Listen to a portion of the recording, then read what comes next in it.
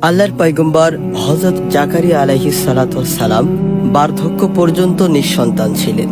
তিনি দেখতে পেলেন আল্লাহ পাক রব্বুল আলামিন ফলের মৌসুম ছাড়াই মরিয়ম আলাইহিস সালামকে ফল দান করে রিজিকের ব্যবস্থা করেন।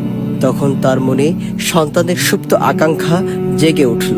তিনি সাহস পেলেন যে যদি আল্লাহ ফলের মৌসুম ছাড়াই মরিয়মকে ফল দান করে রিজিকের ব্যবস্থা করতে পারেন, তাহলে আল্লাহ বৃদ্ধ দাম্পত্যকেও সন্তান দিতে পারেন।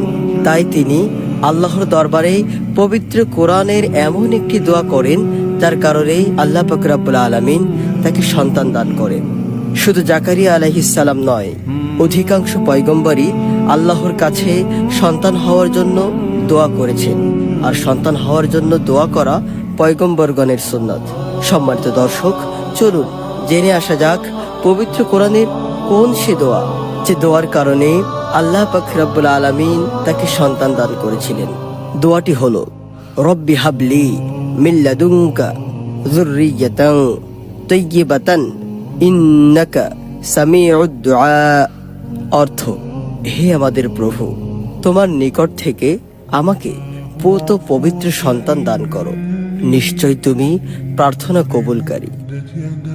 গল্পটি ভালো লাগলে অবশ্যই সাবস্ক্রাইব করুন এবং আমাদের অনন্ত পথ চলার সঙ্গী হয়ে যান।